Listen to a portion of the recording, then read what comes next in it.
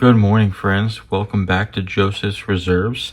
I store 20% of my income in the form of coins and precious metals, and I love to talk about coins with my morning cup of coffee. Today, I want to talk about coins that aren't money. So, pull up your coffee, hit that like button, and join us for some pondering.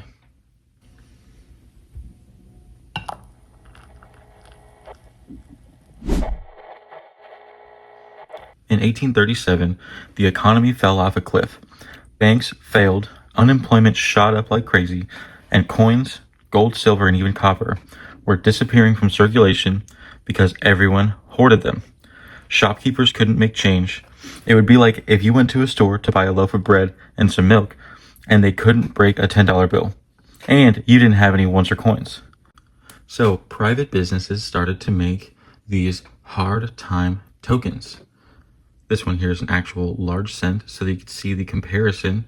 They were made out of 1 cent worth of copper, but were not an actual 1 cent coin made by the United States. Here's the part that I find the most interesting.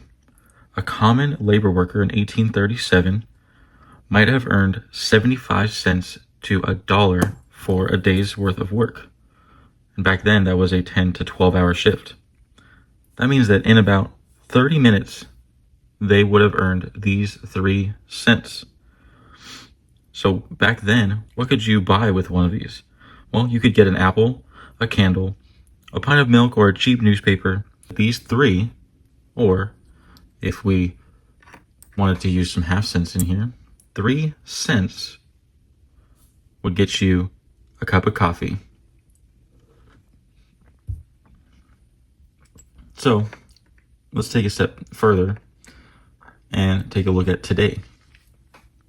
Today, according to the Bureau of Labor Statistics, an average U.S. worker might make about $25 an hour.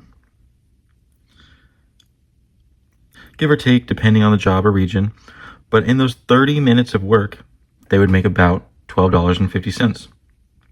And guess what? In a lot of big cities today, $12.50 could be your price for a coffee run. Of course, it would be the name brand fancy ones.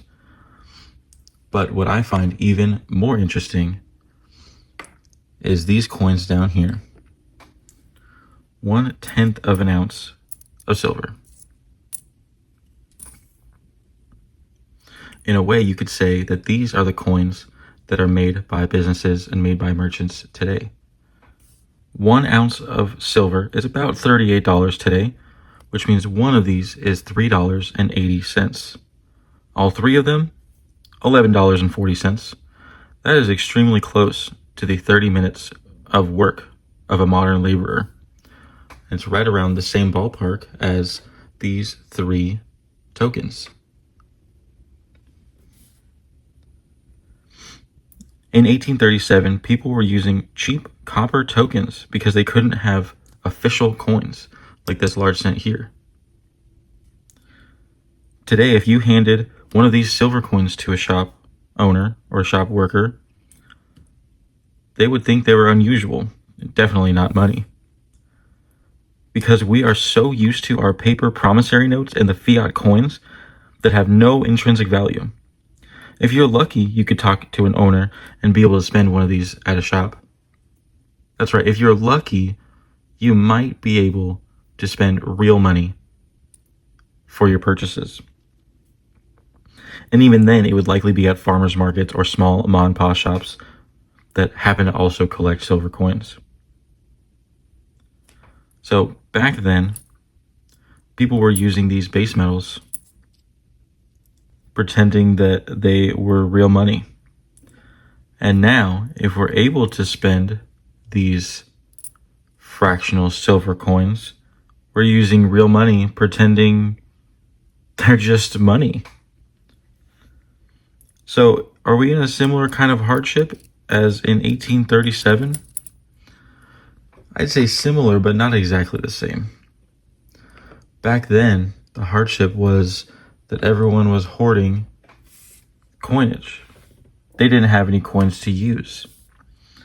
Today, the crisis is more about the purchasing power of our coins. The coins we have are worth so little that they can't realistically buy anything. In both cases, someone can find a solution in these tokens that are made by outside entities. In 2025, some folks are turning towards these fractional silver coins as a hedge and potential barter tool. So maybe these 10th ounce coins are like a modern hard time token, because it fits the same role in the economy where trust in the currency is wearing thin. Do you have any 1/10 ounce silver? Would you spend your silver if it came down to it? Do you even spend it now? Let me know in the comments. Thank you for joining me for another Coffee and Coins Ponder. We'll see you next time.